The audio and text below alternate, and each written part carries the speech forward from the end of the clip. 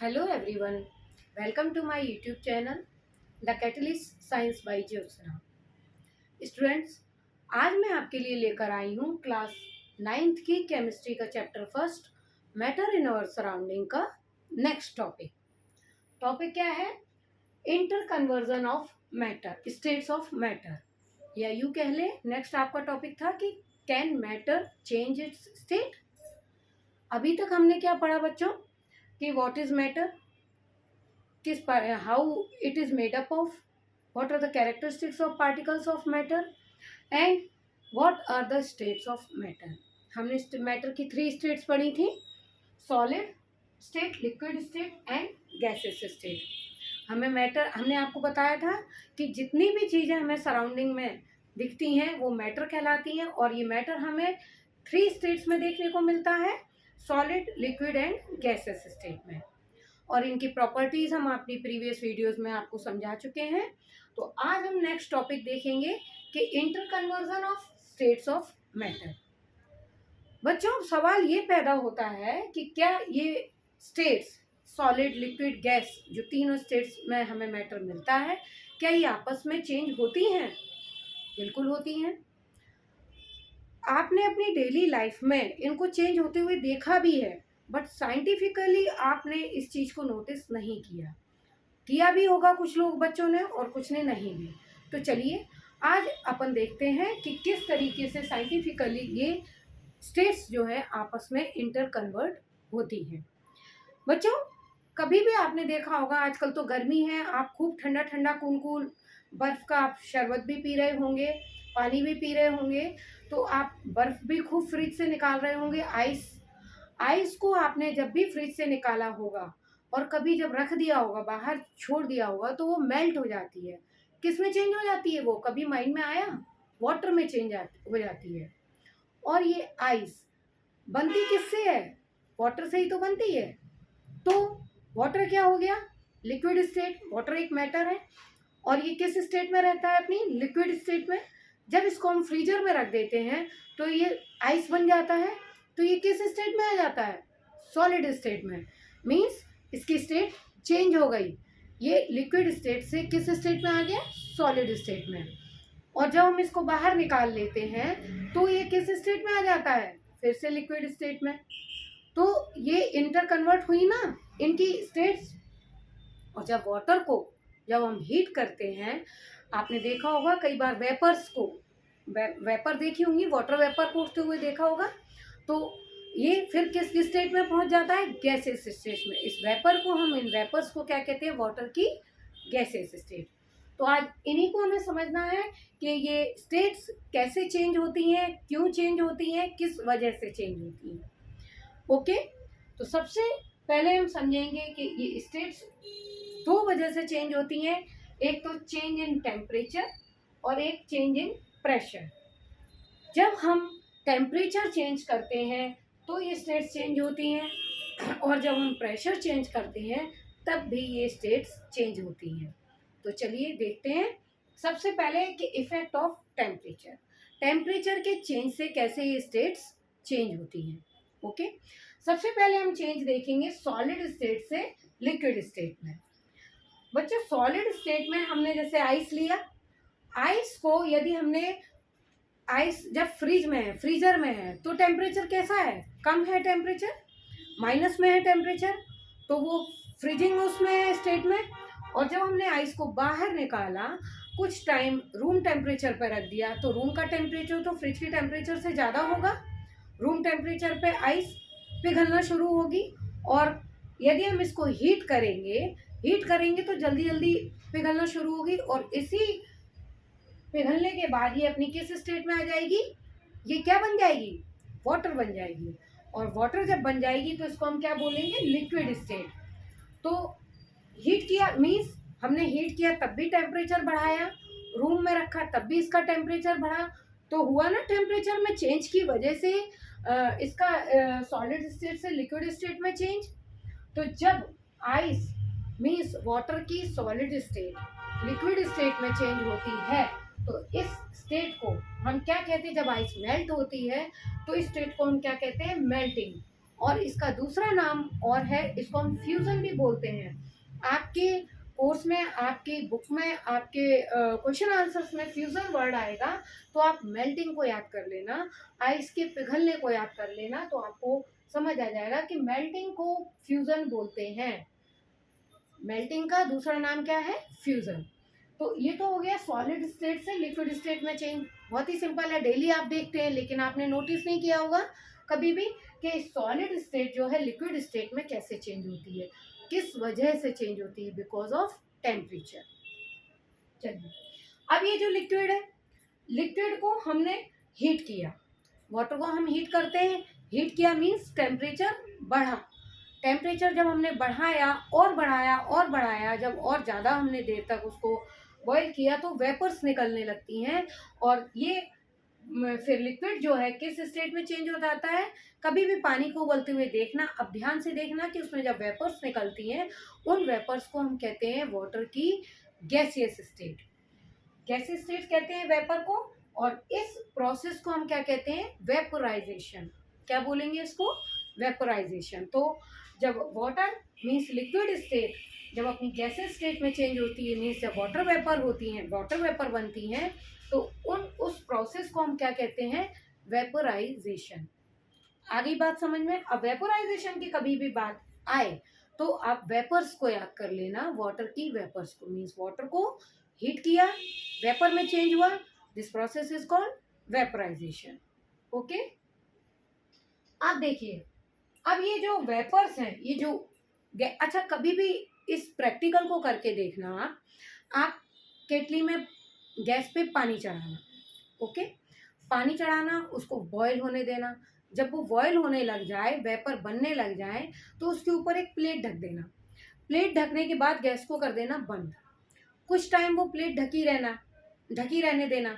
जब आप कुछ टाइम बाद वो प्लेट हटाएंगे, वो वेपर्स जो बन रही थी वो प्लेट के ऊपर इकट्ठा हो जाएंगी, जो ढकी हुई प्लेट है, और जब प्लेट को आप हटाएंगे तो वो वेपर्स उस प्लेट पर ड्रॉप के रूप में दिखेंगी आपको। किसके फॉर्म में दिखेंगी? ड्रॉप के फॉर्म में। ये जो ड्रॉप बन जाती हैं वेपर्स की, इस प्रोसेस को, इसमें क्या हुआ, ये मीन्स आपकी जो ये गैस जो है वो लिक्विड स्टेट में आ गई, मीन्स वेपर्स जो है वो ड्रॉप के फॉर्म में आ गई, मीन्स लिक्विड स्टेट में आ गई।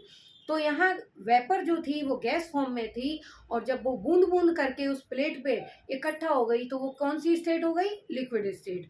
और अपन इस प्रोसेस को क्या बोलेंगे? कंडेंसेशन। मीन्स जब गैस ठंडी होके, कूल होके लिक्विड में चेंज हुई, तो इस प्रोसेस को हम क्या बोलेंगे? कंडेंसेशन। ये आपको याद रखना बहुत ज़रूरी है, ये word. Melting, vaporization, condensation. Means condensation कब होता है? जब गैसियस स्टेट आपकी लिक्विड स्टेट में चेंज होती है, तो हम इसको क्या कहते हैं? कंडेंसेशन। और इसका सबसे अच्छा एग्जांपल है, आप आज ही लेना, केटली में पानी बॉईल करना, बॉईल करके उसके ऊपर प्लेट ढक देना, फिर बंद कर देना गैस को। कुछ टाइम बाद जब वो वेपर्स ठंडी हो जाएं, कूल करना ज़रूरी है, ठंडी हो जाए, फिर प्लेट हटाना। आप देखना उस प्लेट पे से पानी की बूंदें गिरेंगी और आपको दिखेंगी, तो वो जो वेपर्स थी वो ही ठंडे होकर के उस पर लिक्विड फॉर्म में आ गई थी, और इस प्रोसेस को हम क्या कहते हैं? कंडेंसेशन। तो हुई ना ये स्टेट चेंज, मैटर की स्टेट एक फॉर्म से दूसरे फॉर्म में चेंज हुई ना। और किस वजह से हुई? टेम्परेचर की वजह से, बिकॉज हमने टेम्परेचर चेंज किया, टेम्परेचर बढ़ाया। नेक्स्ट देखते हैं लिक्विड स्टेट। सॉलिड स्टेट में चेंज होती है बिल्कुल। क्यों? जब हम वाटर को फ्रीजर में रखते हैं, आइस बन जाता है वो, तो इस प्रोसेस को हम क्या कहते हैं? फ्रीजिंग।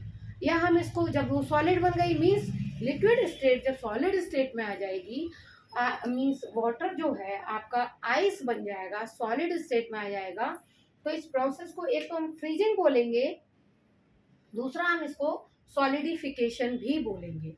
क्या बोलेंगे? सॉलिडिफिकेशन। ये वर्ड आप ध्यान से सुनिए और अच्छे से माइंड में बैठा लेना, ये आपकी काम आएंगे, आपके एग्जाम में भी पूछे जाएंगे। What is solidification? तो आप क्या बोलेंगे? Change of liquid state into solid state is called solidification. Okay, और एक चीज और होती है आपकी कि सॉलिड स्टेट जब gases direct solid state gases state में चेंज हो जाती है। कभी देखा है, कभी कभी आपने नोटिस किया है कि सॉलिड स्टेट गैसेस स्टेट में चेंज हो सकती है? हो सकती है।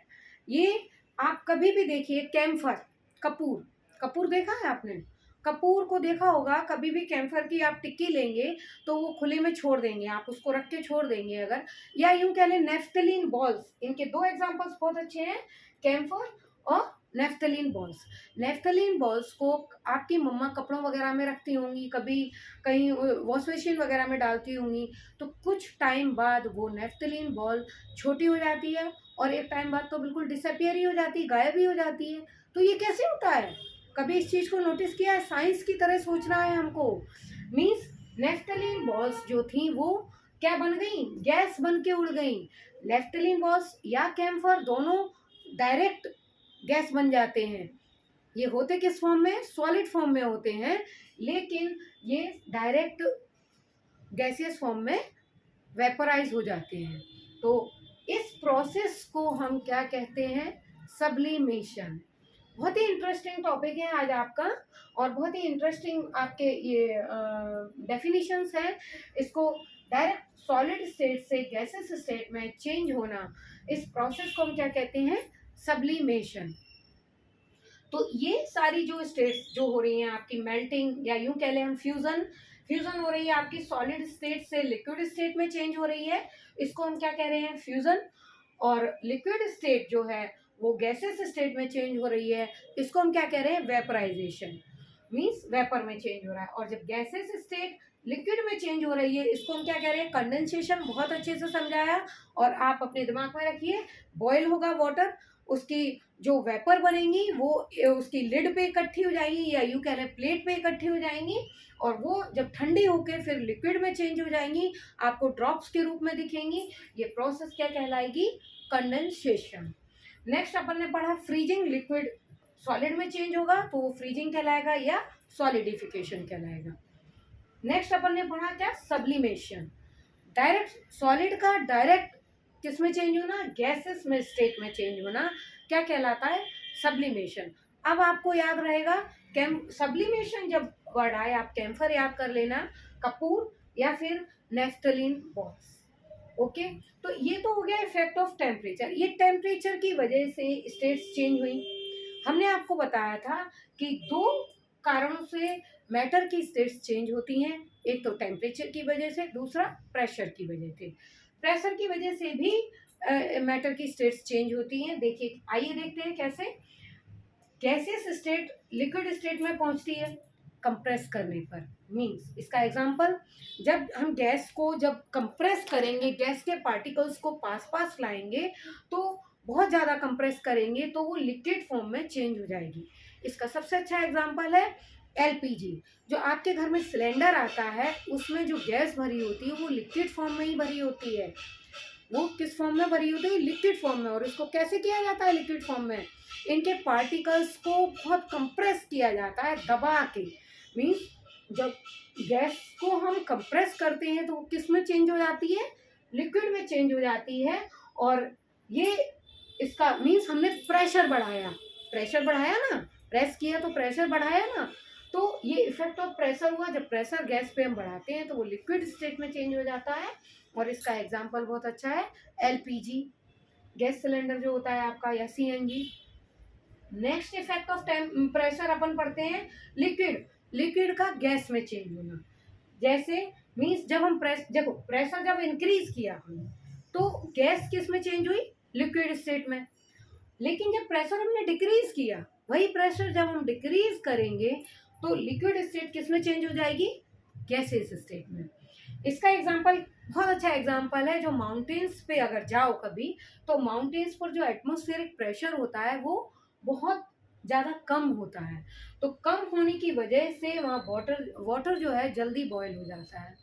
तो ये तो हो गया प्रेशर डिक्रीज की वजह से लिक्विड जो है गैसेस में चेंज होगा, और इंक्रीज ऑफ प्रेशर की वजह से गैस जो है लिक्विड में चेंज होगी, मीन्स कंप्रेस करने पर।